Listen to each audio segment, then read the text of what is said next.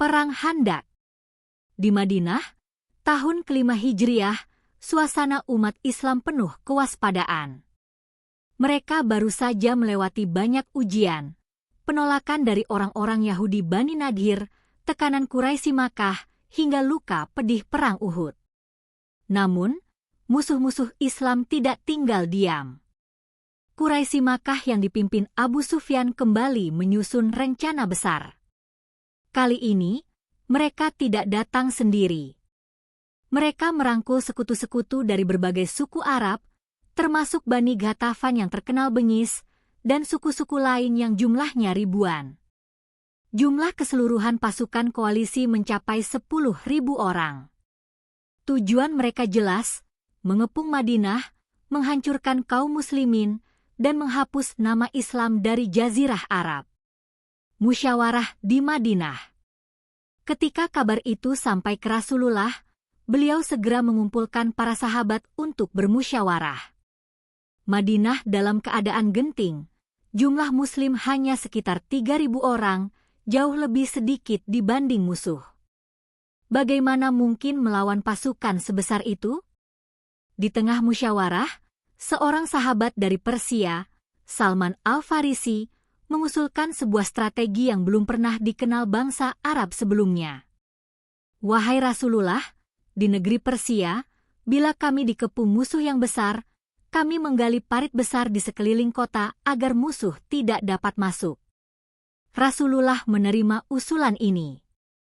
Maka dimulailah kerja keras menggali parit raksasa di bagian utara Madinah, tempat musuh diperkirakan menyerang. Bagian lain Madinah terlindung oleh kebun kurma, rumah-rumah, dan bukit. Menggali parit. Hari-hari penggalian menjadi ujian besar bagi kaum muslimin. Cuaca dingin, perut lapar, dan ancaman serangan setiap saat. Mereka bekerja dengan tangan gemetar, namun hati dipenuhi iman. Rasulullah sendiri turun tangan ikut menggali. Ketika cangkul sahabat terantuk batu besar, mereka melapor kepada beliau. Rasulullah pun mengambil palu, memukul batu itu 3 kali, dan setiap kali pukulan keluar kilatan cahaya. Beliau bersabda, "Dengan cahaya ini, aku melihat istana-istana Persia, Bizantium, dan Yaman, semuanya akan ditaklukkan umat ini." Ucapan itu menguatkan hati para sahabat. Mereka sadar bahwa penderitaan ini hanyalah awal dari kemenangan besar yang dijanjikan Allah. Kedatangan pasukan Ahzab. Tak lama kemudian, debu padang pasir mengepul. Pasukan Ahzab yang jumlahnya seperti lautan manusia datang mendekat, dengan kuda, onta, baju besi, tombak, dan genderang perang. Mereka yakin Madinah akan mudah ditaklukkan. Namun, ketika sampai di utara kota, mereka terkejut. Di hadapan mereka terbentang parit besar, lebar, dan dalam.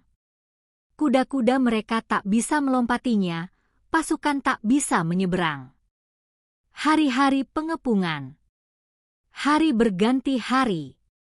Musuh mencoba berbagai cara untuk menembus pertahanan Muslim, tetapi gagal. Mereka melempar panah, batu, dan teriakan ejekan. Kaum muslimin bertahan di balik parit, menjaga siang dan malam tanpa henti. Rasa lapar semakin mencekik. Sahabat-sahabat mengikat batu di perut mereka untuk menahan rasa lapar. Namun, semangat iman membuat mereka tetap tegar. Pertarungan di parit. Sesekali, pasukan musuh mencoba menerobos. Salah satunya adalah jagoan Quraisy bernama Amr bin Abedewud, seorang satria yang terkenal gagah, disebut setara 1.000 pasukan.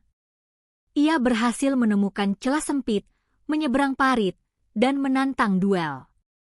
"Adakah di antara kalian yang berani melawanku?" Suasana hening. Tidak ada yang berani maju. Lalu Rasulullah menunjuk Ali bin Abi Thalib.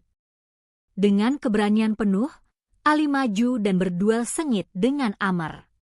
Suara pedang beradu, debu mengepul, hingga akhirnya Ali menebas Amr hingga tewas. Kemenangan itu mengguncang semangat musuh, sementara takbir menggema dari pasukan Muslim. Pengkhianatan Bani Quraisyah. Di tengah pengepungan, ujian lain datang.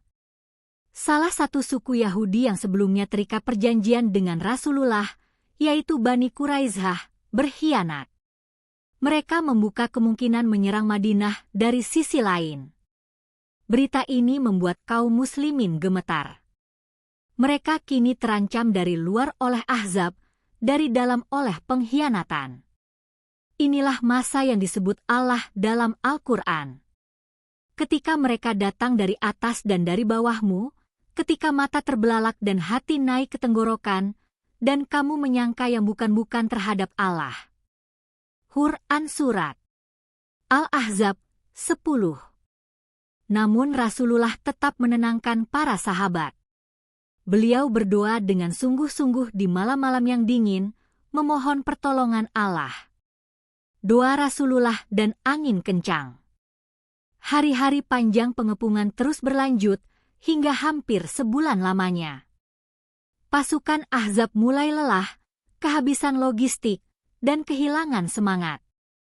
Pada malam yang penuh doa, Allah mengabulkan permintaan Rasulullah. Angin kencang bertiup, badai gurun mengguncang perkemahan musuh. Tenda-tenda mereka tercabut, api padam, unta dan kuda lari ketakutan. Suasana kacau balau. Tak ada pilihan bagi Abu Sufyan selain memerintahkan mundur. Pasukan Ahzab bubar berantakan tanpa sempat menaklukkan Madinah. Kemenangan tanpa pertempuran besar. Kaum muslimin bangkit dari rasa lapar dan letih, menyaksikan musuh pergi tanpa sempat memporak-porandakan kota mereka. Inilah kemenangan yang Allah janjikan, bukan dengan jumlah pasukan atau kekuatan pedang, tetapi dengan iman, doa, dan strategi. Rasulullah bersabda dengan penuh keyakinan, "Mulai hari ini, mereka tidak akan menyerang kalian. Kalianlah yang akan mendatangi mereka." Ucapan ini menjadi kenyataan, setelah Perang Khandaq, Quraisy tak lagi mampu menyerang Madinah. Justru umat Islam yang kemudian menaklukkan Mekah 2 tahun berikutnya. Perang Khandaq bukanlah sekadar kisah parit dan badai. Ia adalah pelajaran tentang kesabaran dalam pengepungan, ketaatan pada pemimpin, serta keyakinan penuh kepada Allah ketika semua jalan seakan tertutup. Ketika kaum muslimin terjepit dari segala arah, mereka sadar bahwa kemenangan tidak selalu datang lewat kekuatan, melainkan dari pertolongan Allah yang Maha Perkasa. Madinah terselamatkan. Islam tetap berdiri. Dan Gunung Uhud serta Parit Khandaq menjadi saksi bahwa doa dan kesabaran adalah senjata paling ampuh bagi orang-orang beriman.